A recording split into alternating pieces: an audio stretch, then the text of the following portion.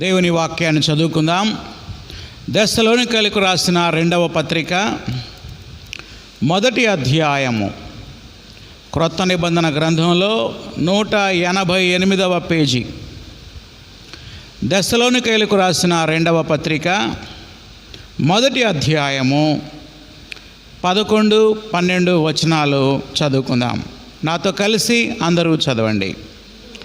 అందువలన మన దేవుని యొక్కయు ప్రభు అయిన యేసుక్రీస్తు యొక్కయు కృప చొప్పున మీ యందు మన ప్రభు అయిన యేసు నామమును ఆయన యందు మీరును మహిమ పొందినట్లు మేలు చేయవలెనని మీలో కలిగే ప్రతి ఆలోచనను విశ్వాసయుక్తమైన ప్రతి కార్యమును బలముతో సంపూర్ణము చేయుచు మన దేవుడు తన పిలుపునకు మిమ్మును యోగ్యులుగా ఎంచునట్లు మీ కొరకు ఎల్లప్పుడూ ప్రార్థించుచున్నాను. తలలు వంచండి, ప్రార్థన చేసుకుందాం. ప్రేమగల మా తండ్రి, మరొక శనివారం విజ్ఞాపన చేయడానికి సంఘముగా కూడి ప్రార్థించడానికి మీరు మాకు అనుగ్రహించిన శ్రేష్టమైన సమయాన్ని బట్టి మీకెన్నో వందనాలు, స్తోత్రాలు చెల్లిస్తున్నాం. ఈ సమయంలో చదవబడిన లేఖన భాగాలు ధ్యానిస్తూ ఉండగా మీ వాక్యము ద్వారా మీరు మాతో మాట్లాడండి. ఏ రీతిగా మేము ప్రార్థించాలో, ఏ రీతిగా మేము జీవించాలో మాకు కావలసిన జ్ఞానాన్ని మీరు అనుగ్రహించండి. ప్రార్థనాత్మను మీరు మాకు అనుగ్రహించండి.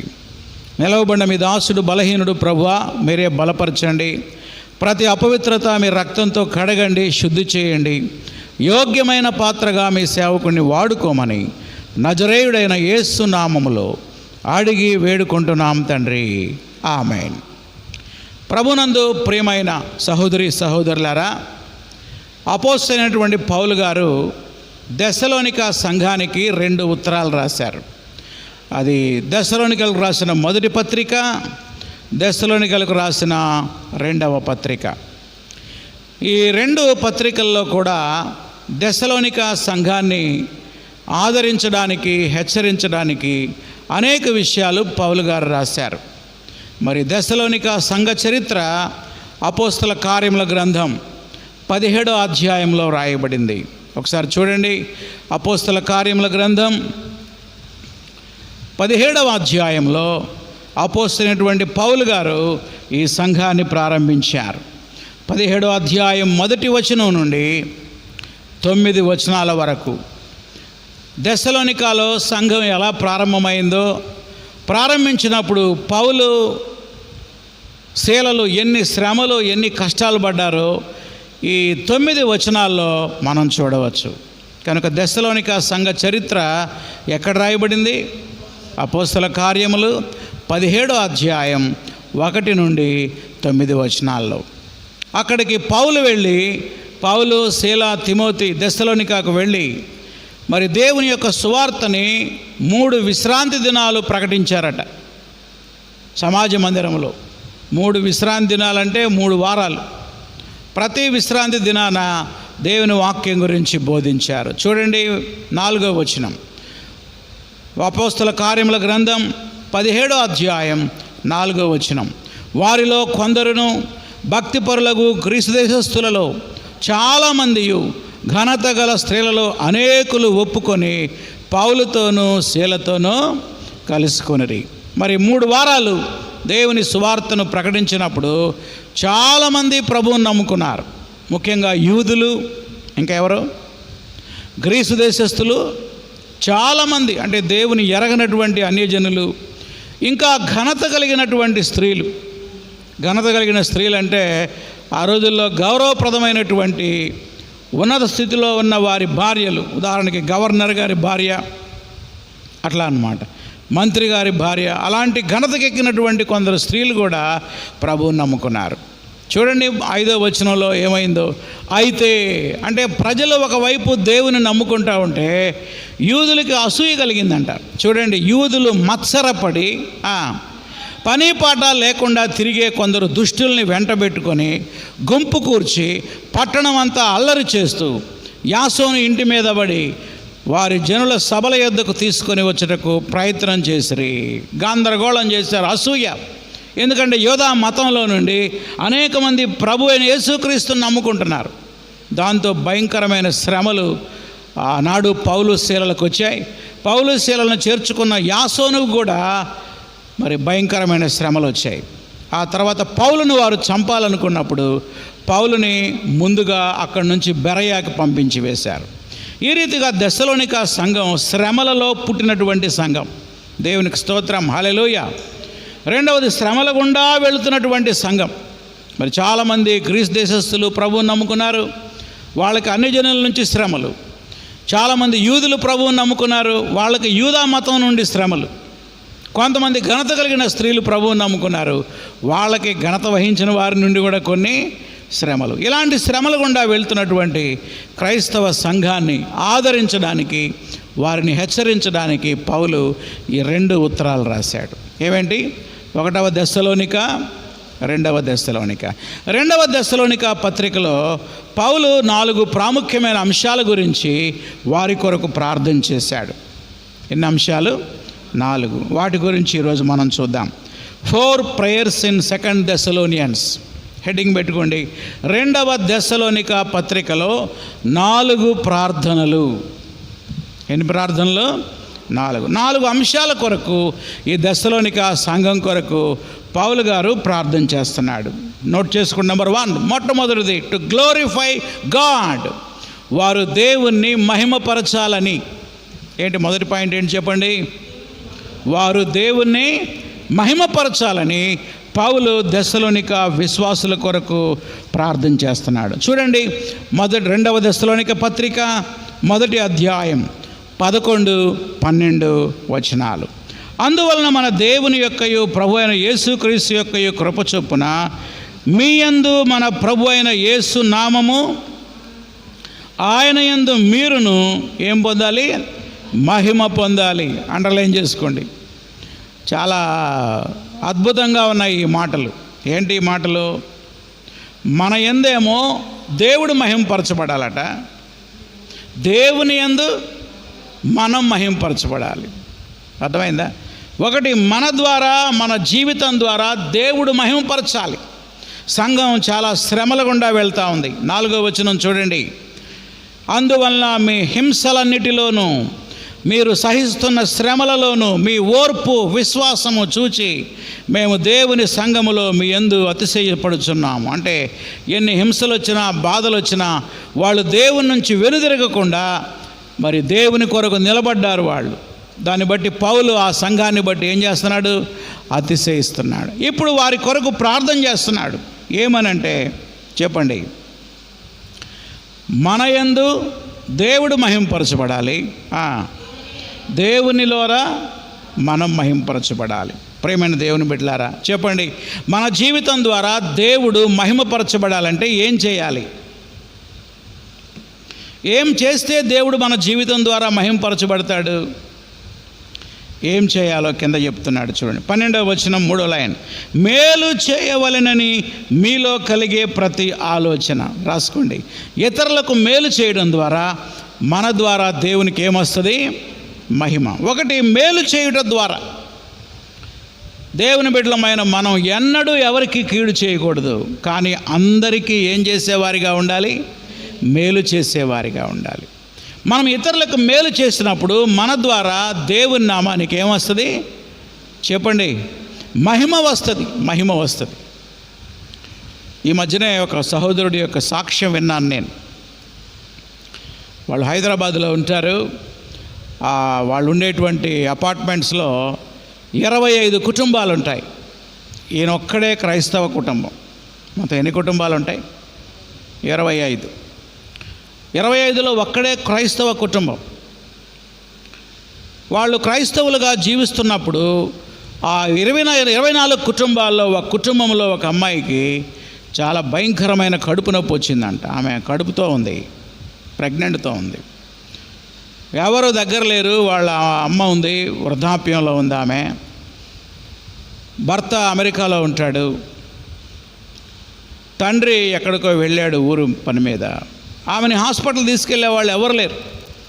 అప్పుడు వాళ్ళ అమ్మ వచ్చి వీళ్ళని అడిగింది, అప్పుడు వీళ్ళు వెంటనే ఆమెని వాళ్ళ కారులో హాస్పిటల్కి తీసుకెళ్ళి ట్రీట్మెంట్ ఇప్పిస్తున్నారు. అమెరికాలో ఉన్న భర్తతో మాట్లాడుతున్నారు. ఎమర్జెన్సీగా 80,000 రూపాయలు కావాలంటే ఈ క్రైస్తవ సహోదరులు భార్యాభర్త ఇద్దరు కలిసి వాళ్ళ దగ్గర ఉన్నటువంటి అమౌంట్ కట్టేశారనమాట. అప్పుడు డాక్టర్ గారు అన్నారంట, మీరు ఏమవుతారయ్యా ఆయనకంటే, ఏమీ కామండి, వాళ్ళ నైబర్స్ మేము, అంటే వాళ్ళ ఇరుగు పొరుగు వారం. అప్పుడు డాక్టర్ గారు ఆశ్చర్యపోయారంట, రక్త సంబంధికులే ఇలా చేయలేకపోతున్నారు, కానీ మీరు చేశారంటే మీరు చాలా గొప్ప కార్యం చేశారు. ఒక అరగంట ఆలస్యమైతే ఏం ప్రాణం పోయేది అని చెప్పారంట డాక్టర్ గారు. అప్పుడు వీళ్ళు చేసిన కార్యాన్ని బట్టి ఏమైంది? ఇప్పుడు ఆ 25 కుటుంబాల్లో దేవుని నామం చెప్పండి మహిమపరచబడింది. ఆ తర్వాత ఆయన అమెరికా నుంచి వచ్చి ఆ 80,000 కట్టేశాడు వీళ్ళకి. ఆపదలో ఆదుకున్నప్పుడు, ఇతరులకి మనం మేలు చేసినప్పుడు మన జీవితం ద్వారా దేవుని నామం ఏమొస్తుంది? మహిమపరుస్తుంది. వాళ్ళు అంటారు, చాలామంది క్రైస్తవులను చూసాం కానీ మీలాంటి క్రైస్తవులను మేము చూడలేదని సాక్ష్యం ఇచ్చారు. అంటే వీళ్ళ జీవితం ద్వారా క్రీస్తు ఏం చేయబడ్డాడు?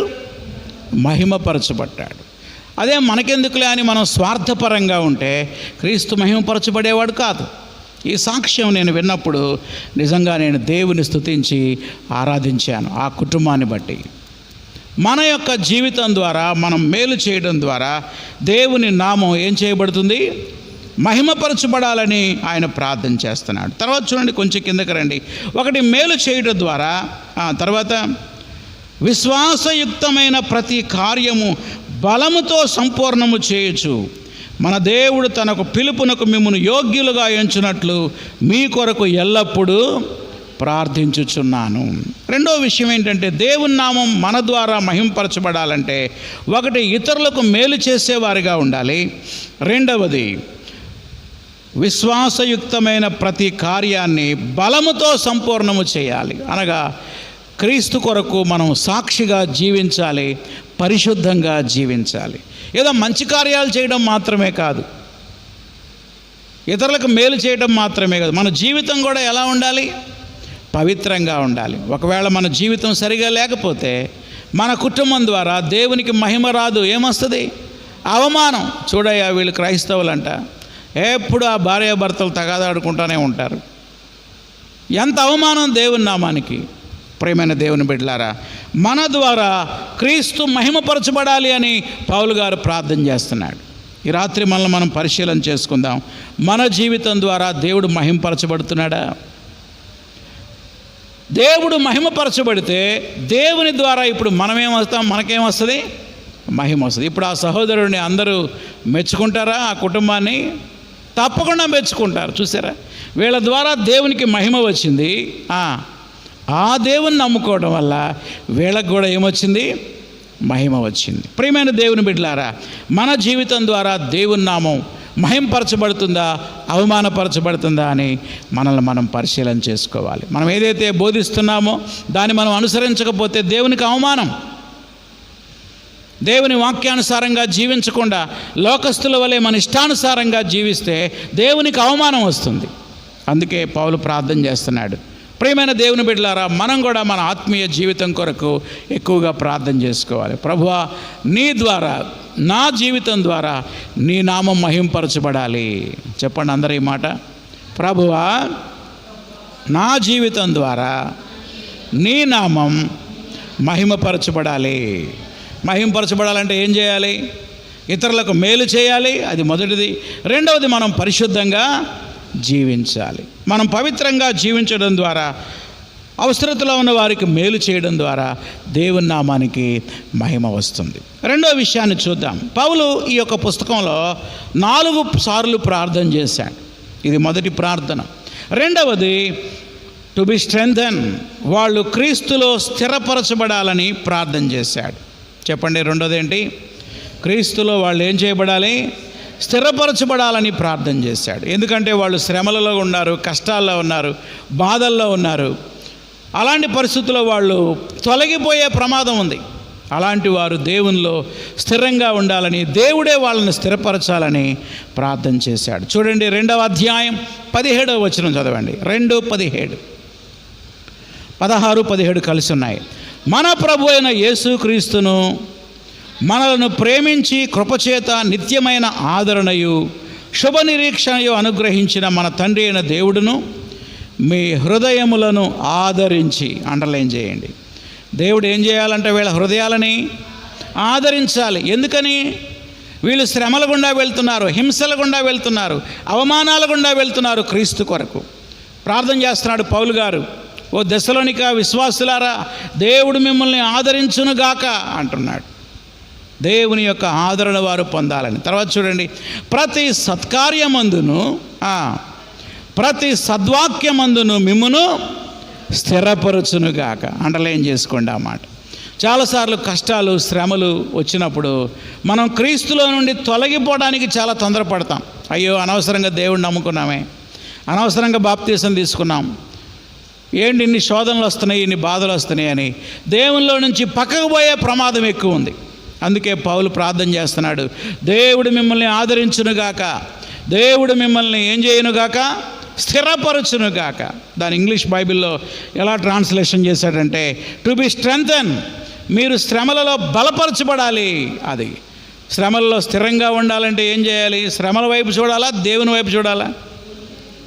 శ్రమల వైపు చూస్తే కృంగిపోతాం, దేవుని వైపు చూస్తే స్థిరంగా ఉంటాం. మనం క్రైస్తవులైన తర్వాత క్రైస్తవ జీవితం అంటే పూలబాట కాదు, అది ముళ్ళబాట.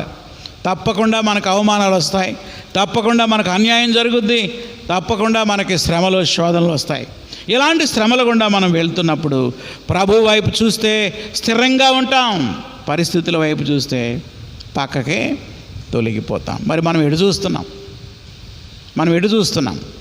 విశ్వాస యాత్ర గుండా వెళ్తున్నప్పుడు అనేక శోధనలు, తుఫాను వచ్చినప్పుడు ప్రార్థన చేయాలి. ప్రభువా, ఈ తుఫానుల నుండి స్థిరపరచు నాయన, నన్ను బలపరచు ప్రభువా అని మనం ప్రార్థన చేయాలి. అది రెండవది. మొదటిది, మన ద్వారా దేవుని నామం ఏం చేయబడాలి? మహిమపరచబడాలని ప్రార్థన చేశాడు. రెండవది, శ్రమలలో దేవుని ఆదరణ పొందాలని. రెండవది, మనం ఎలా ఉండాలి? స్థిరంగా ఉండాలని ఆయన ప్రార్థన చేస్తున్నాడు. ఆనాడు దెస్సలోనిక సంఘానికి ప్రార్థన చేశాడు, సంఘం కొరకు. ఈరోజు నీవు, నేను, మనం మన కోసం ఎక్కువ ప్రార్థన చేసుకోవాలి. ప్రభువా, నా శ్రమలలో, కష్టాల్లో నువ్వు నన్ను ఆదరించయ్యా, నేను ఏ శోధనలో పడిపోకుండా, నీ సన్నిధి నుండి వెనక్కి దిగజారిపోకుండా నన్ను స్థిరపరచు ప్రభువా అని మనం ప్రార్థన చేయాలి. ఇక మూడవ ప్రార్థన చూద్దాం. మూడవ ప్రార్థన ఫర్ ఎండ్యూరెన్స్, ఓర్పు కలిగి ఉండాలని ప్రార్థన చేశాడు. ఏం కలిగి ఉండాలంట మనం? ఓర్పు, ఓర్పు, ఓర్పు. ఎక్కడుంది ఈ మాట? చూడండి, 3వ అధ్యాయం 5వ వచనం చదవండి ఎవరైనా. 3:5, దేవుని యందలి ప్రేమయు క్రీస్తు చూపిన ఓర్పు. ఆగండి, ఏమేంటి రెండు? లవ్ అండ్ ఎండ్యూరెన్స్, ప్రేమ మరియు ఓర్పు. దేవుడు చూపినటువంటి ప్రేమ, క్రీస్తు చూపినటువంటి ఓర్పు. దేవుని యందలి ప్రేమ, తర్వాత మాట, క్రీస్తు చూపిన ఓర్పు మీకు కలుగునట్లు మీ హృదయములను ప్రేరేపించునుగాక. ప్రార్థన చేస్తున్నాడు. ప్రేమైన సోదరి సోదరులారా, ఓర్పు కావాలి మనకి. నేను చాలాసార్లు చెప్తూ వచ్చా, ఓర్పు లేని మార్పే కాదు. ఎలా ఉన్నాయి మన జీవితం? ఎందుకు వస్తుంది మనకు ఊరకనే కోపం? చాలామంది ఇంట్లో భర్తలే అంటారు, భార్యలే అంటారు, పిల్లలే అంటారు, ఏంటమ్మా చర్చికి ఇప్పుడే కదా వెళ్ళొచ్చింది, ఎందుకు ఇంత కోపం నీకు అంటారు. భర్త అంటాడు, నువ్వు చర్చికి వెళ్ళినా ఒకటే, నేను పోకపోయినా ఒకటే అంటాడు. ఏది నీకు ఓర్పు? ఓర్పేది. ఎలాంటి ఓర్పు కలిగి ఉండాలంటే క్రీస్తు చూపిన ఓర్పు. క్రీస్తు ఎలాంటి ఓర్పు చూపించాడో ఫిలిప్పీ పత్రికలో చూడండి.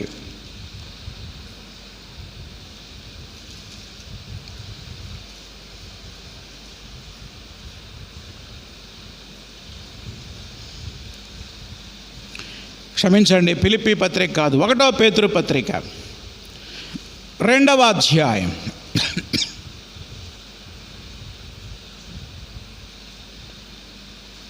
21వ వచనం. క్రీస్తు యొక్క ఓర్పు నీకు, నాకు, మన అందరికీ గొప్ప మాదిరి. 1వ పేతురు 2వ అధ్యాయం 21వ వచనం. క్రీస్తు కూడా మీ కొరకు బాధపడి మీరు తన అడుగు జాడల యందు నడుచుకున్నట్లు మీకు మాదిరి ఉంచిపోయెను. కనుక ఓర్పులో మనకు ఎవరు మాదిరి? క్రీస్తే మనకు మాదిరి. చూడండి ఆయన ఎలా ఓర్చుకున్నాడో. 23వ వచనం, ఆయన దూషింపబడి బదులు దూషించలేదు. బా, ఎంత ఓర్పండి. మరి మనము ఎవరైనా మనల్ని దూషిస్తే మనమేం చేస్తున్నాం? బదులు దూషిస్తున్నామా, మౌనంగా ఉంటున్నామా? తర్వాత మాట చూడండి, దూషింపబడి బదులు దూషించలేదు, శ్రమ పట్టబడి బెదిరించలేదు, న్యాయముగా తీర్పు తీర్చే దేవునికే తను తాను అప్పగించుకొనెను. ఎవరన్నా అన్యాయంగా ఏమన్నా మాటలంటే ఓర్చుకోగలుగుతున్నావా? ఓర్పు. మారు మనసు పొంది బాప్తిసం తీసుకొని ప్రభు బలలో చేయి వేయాలంటే ఓర్పు ఉండాలి మనలో. ఆ ఓర్పు మొట్టమొదటి మన ఇంట్లో కనబడాలి, ఆ తర్వాత సంఘంలో కనబడాలి, ఆ తర్వాత సమాజంలో కూడా కనపడాలి. ఆశ్చర్యపోవాలి ప్రజలు నిన్ను చూసి. చూడు ఆమె ఎట్లా ఓర్చుకుందో, నేనైతే అట్లా ఓర్చుకోలేను అనాలి. అలా అనాలంటే ఆ ఓర్పు మనకి ఉండాలి. ఓర్పు లేకపోతే ఇంకా వాళ్ళకి మనకు తేడా ఏముందంటారు. మీరు చర్చికి పోయినా ఒకటే, మేము పోకపోయినా ఒకటి, మీకంటే మేమే బెటర్ అంటారు కొన్నిసార్లు. అలా అయిపోతుంది మన క్రైస్తవ జీవితం. ప్రార్థన చేస్తున్నాడు పౌలు గారు, దెస్సలోనిక విశ్వాసులారా, దేవుని అందలి ప్రేమ మీరు పొందుకోవాలని, క్రీస్తు చూపిన ఓర్పు మీరు కలిగి ఉండాలని మీ కొరకు నేను ప్రార్థన చేస్తున్నా అంటున్నాడు. మళ్ళీ ఒకసారి చూద్దాం, చూడండి. 2వ దెస్సలోనిక 3వ అధ్యాయం 5వ వచనం, దేవుని అందలి ప్రేమయు క్రీస్తు చూపిన ఓర్పు మీకు కలుగునట్లు ప్రభువు మీ హృదయములను ప్రేరేపించునుగాక. చూసారా, ఆ ఓర్పు రావాలంటే మనకు రాదండి. ఎవరి సహాయం కావాలి? ప్రభు అనే మాట గమనించారా? ప్రభువు మీ హృదయములను ప్రేరేపించును. అంటే మనం ప్రభు మీద ఆధారపడాలి. ప్రతిరోజు ప్రార్థన చేసుకోవాలి. అయ్యా నాకు అన్నీ ఉన్నాయి కానీ ఓర్పు లేదయ్యా, ఓర్పు దయచేయ్యా. నాకు ఈరోజు ఎన్ని శోధనలు వస్తాయో, ఎన్ని కష్టాలు వస్తాయో, ఎన్ని నిందలు వస్తాయో నా మీదకి, ఎన్ని అవమానాలు వస్తాయో, ప్రతి అవమానాన్ని నీవలే భరించడానికి, లేకపోతే నీలాంటి ఓర్పు నాకు దయచేయి ప్రభు అని ప్రభు మీద మనం ఆధారపడినప్పుడు అప్పుడు మనం ఓర్పు కలిగి ఉంటాం. మన సొంత జ్ఞానంతో, సొంత భక్తితో, సొంత శక్తితో ఓర్పును కలిగి ఉండగలమా? చెప్పండి, కలిగి ఉండలేం. ఈజీగా ఫెయిల్ అయిపోతాం మనం. అందుకే ప్రభువు మిమ్మల్ని ప్రేరేపించాలని ప్రార్థన చేస్తున్నాడు. అనగా ప్రభు మీకు ఆ శక్తిని ఇవ్వాలి. ఓర్పు కొరకు మనం ఎక్కువగా ప్రార్థన చేసుకోవాలి. ఇప్పుడు దాకా 3 విషయాలు చూసాం. చెప్పండి, మొదటిది ఏంటి? దేవుని నామం మన జీవితం ద్వారా మహిమపరచబడాలని మనం ప్రార్థన చేసుకోవాలి. రెండవది ఏంటి? శ్రమలలో మనం ఆదరింపబడాలి, స్థిరంగా ఉండాలని ప్రార్థన చేయాలి. మూడవది ఏంటి? శ్రమలలో మనకేముండాలి? ఓర్పు. ఎవరిలో ఎలాంటి ఓర్పు? క్రీస్తు లాంటి ఓర్పు. అది క్రీస్తే మనకు మాదిరి. చివరిగా మూడవది, దేవుని సమాధానం కలిగి ఉండాలని ప్రార్థన చేయాలి. ఏంటది? దేవుని సమాధానం కలిగి ఉండాలని పౌలు వాళ్ళ కోసం ప్రార్థన చేస్తున్నాడు. చూడండి, 3వ అధ్యాయం 2వ దెస్సలోనికలకు రాసిన పత్రిక 3వ అధ్యాయము 16వ వచనం చదువుకుందాం. 3:16.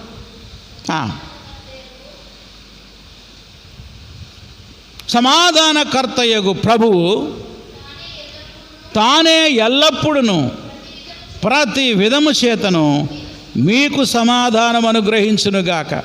ఆమేన్, హల్లెలూయా. చివరిగా వాళ్ళ కోసం ప్రార్థన చేస్తున్నాడు. దేవుడికి ఒక పేరు పెట్టేశాడు. దేవుడు ఎవరు? సమాధానకర్త. అది మన దేవుడు అంట సమాధానానికే కర్త. సమాధానానికి మూలం ఆయనే. కర్త అంటే అది. కర్త అంటే ఎవరు? ఏంటి? Source of the peace. నిజమైన సమాధానానికి మూలం ఎవరంటే, కర్త ఎవరంటే దేవుడే. సమాధానకర్తయగు ప్రభువు, సమాధానకర్తయగు ప్రభువు తానే ఎల్లప్పుడూ ప్రతి విధము చేత మీకు సమాధానం అనుగ్రహించునుగా. చెప్పండి, ఎల్లప్పుడూ మనం సమాధానం కలిగి ఉంటున్నామా? అప్పుడప్పుడు కలవరంతో ఉంటున్నామా? చెప్పండి, కలవరం ఎక్కువ, సమాధానం ఎక్కువ. అది కానీ పౌలు ప్రార్థన ఏంటో తెలుసా? సమాధానకర్తయగు ప్రభు ఎల్లప్పుడూ మీకు ఏమివ్వాలి? సమాధానం ఇవ్వాలి అని ప్రార్థన చేస్తున్నాడు. ఇదే పౌలు ఫిలిప్పీ పత్రికలో ఈ సమాధానం ఎలా వస్తుందో చెప్పాడు. ఫిలిప్పీ పత్రిక 4వ అధ్యాయం, ఫిలిప్పీ పత్రిక 4వ అధ్యాయం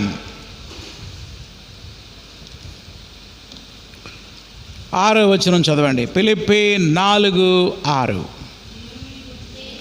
దేని గురించి మీరు చింతపడకుడి, కానీ ప్రతి విషయములోనూ ప్రార్థన విజ్ఞాపనముల చేత కృతజ్ఞతాపూర్వకముగా మీ విన్నపములు దేవునికి తెలియజేయుడి. పౌలు గారు అంటున్నాడు, మీరు దేని గురించి చింతపడబాకండి. మీ ప్రస్తుతం గురించి కానీ, మీ భవిష్యత్తు గురించి కానీ, లేకపోతే గతంలో గతించిపోయిన దాని గురించి కానీ. కొంతమంది ఎప్పుడో అయిపోయిన దానికి ఇప్పుడు చింతపడతా ఉంటారు కదా. ఎప్పుడో అయిపోయిన దాని గురించి ఇప్పుడు చింతపడితే ఏమైనా మార్పు వస్తుందా రాదా? ఏం మార్పు రాదు. అందుకే గతం గతః అంటూ ఉంటారు. గతంలో ఎప్పుడో జరిగింది దాని గురించి ఇప్పుడు కూర్చొని బాధపడుతూ ఉంటాం ఎందుకు? లేకపోతే ప్రస్తుతం జరుగుతున్నటువంటి అననుకూల పరిస్థితుల గురించి చింతపడతా ఉంటారు. కొంతమంది భవిష్యత్తు గురించి చింతపడతా ఉంటారు, ఎప్పుడో జరగబోయేదాన్ని. దేవుని బిడ్డలైనటువంటి వారు గతాన్ని గురించి చింతపడకూడదు, ప్రస్తుతాన్ని గురించి చింతపడకూడదు, భవిష్యత్తు గురించి అసలు చింతపడకూడదు. అదేనా? ఏముంది అక్కడ వాక్యం? దేనిని గురించి చింతపడు. దేనిని అంటే గతం, ప్రస్తుతం, భవిష్యత్తు. కానీ ఏం చేయాలా? ప్రతి విషయంలో ప్రార్థన చేయండి, ఇంకా విజ్ఞాపన చేయండి, కృతజ్ఞతాపూర్వకముగా మీ విన్నపములు దేవునికి తెలియచేయండి. అప్పుడు 7వ వచనం అలా మొదలైంది కదా. అప్పుడు అంటే ఎప్పుడు? ప్రార్థన చేసినప్పుడు, విజ్ఞాపన చేసినప్పుడు, కృతజ్ఞతాపూర్వకంగా మన విన్నపాలు, మన మనసులో ఉన్న బాధ అంతా దేవునికి చెప్పుకున్నప్పుడు సమస్త జ్ఞానమునకు మించిన దేవుని సమాధానం, హల్లెలూయా, ఇది లోకమిచ్చే సమాధానం కాదండి. ఎవరిచ్చేది? గాడ్స్ పీస్, దేవుని సమాధానము యేసుక్రీస్తు వలన మీ హృదయములకు, మీ తలంపులకు కావలి ఉండును. ఇప్పుడు చెప్పండి, సమాధానకర్త సమాధానం మనకి ఇవ్వాలంటే ఏం చేయాలి? మనం దేని గురించి చింతపడకుండా మన చింత యావత్తు ఆయన మీద వేయాలి. దేవుడే మన గురించి చింతిస్తూ ఉంటే మనం ఎందుకు చింతపడాలి? పేతురు భక్తుడు అంటాడు, ఆయన మిమ్మును గురించి చింతించుచున్నాడు కనుక మీ చింత యావత్తు ఆయన మీద వేయుడి. చింతించుచున్న వేళ ప్రాణమా నీ చింతనంత, చింతించుచున్న వేళ ప్రాణమా నీ చింతనంత యేసు చెంత విడువుమా. నీవు భయపడే పని లేదు, భయపడే పని లేదు, భయపడే పని లేదు ప్రాణమా. నీవు భయపడే పని లేదు, భయపడే పని లేదు, భయపడే పని లేదు ప్రాణమా. చింతించుచున్న వేళ ప్రాణమా నీ చింతనంతా యేసు చెంత విడువుమా. నీ చింతనంతా యేసు చెంత విడువుమా. మనం ఏం చేస్తున్నాం? ఎక్కడ విడుస్తున్నాం? చింత. ఆ చింత మన మీదే వేసుకుంటున్నాం.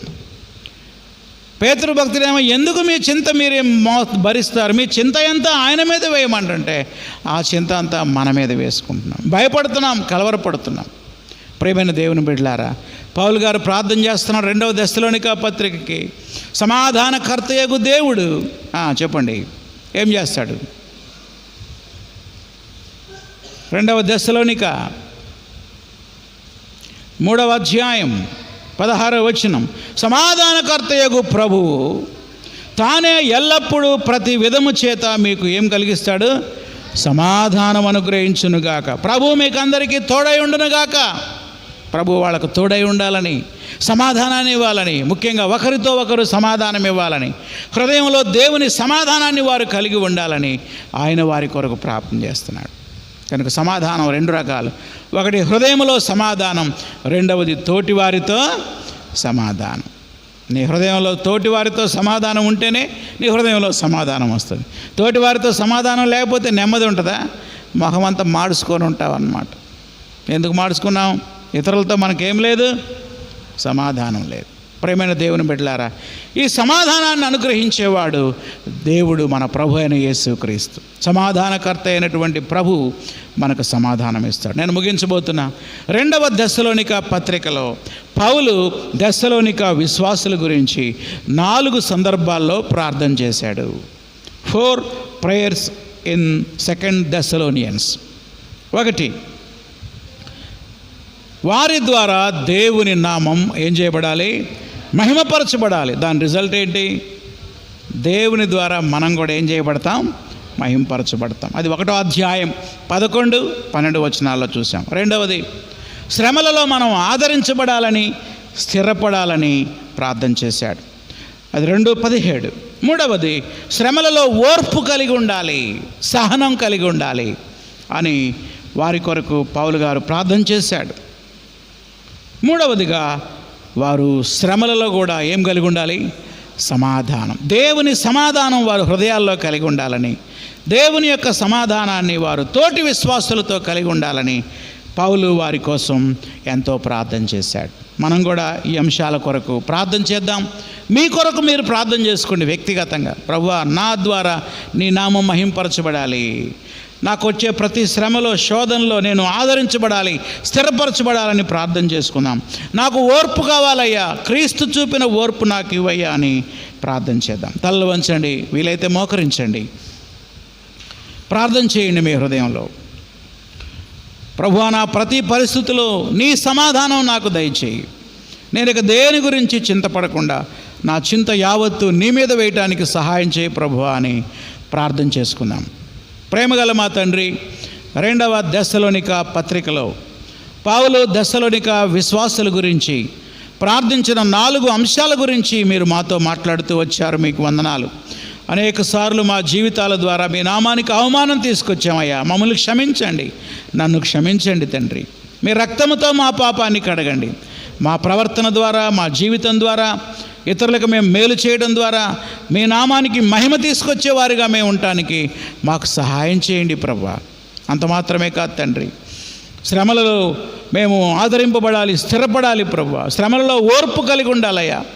యేసయ్యా, నీలాంటి ఓర్పు మీరు మాకు దయచేయండి. అనేక సార్లు మేము బరస్ట్ అయిపోతున్నాం, ఓర్పును కోల్పోతున్నాం ప్రభువా, కోపంతో ఊగిపోతున్నాం తండ్రి. మమ్మల్ని క్షమించండి. మీ నామానికి అవమానం తెస్తున్నామయ్యా. యేసయ్యా, నీలాంటి ఓర్పు, నీలాంటి సహనం మీరు మాకు దయచేయండి నాయనా. నీవు దూషింపబడి బదులు దూషించలేదు నాయన. అల్ల ఎంత ఓర్పు తండ్రి, అలాంటి ఓర్పు మాకు దయచేయండి. ముఖ్యంగా ప్రతి పరిస్థితిలో నీ సమాధానాన్ని మేము కలిగి ఉండే కృప దయచేయండి. దేని గురించి మేము చింతపడకుండా మా చింత యావత్తు నీ మీద వేయడం ద్వారా నీవిచ్చే సమాధానం పొందే కృప ఈ వాక్యాన్ని వింటున్న మా అందరికీ దయచేయండి. మరికొంత సమయం మేము ప్రార్థనలో గడపబోతూ ఉండగా మా మనవులు ఆలకించమని యేసు నామములో అడుగుతున్నాం తండ్రి. ఆమేన్.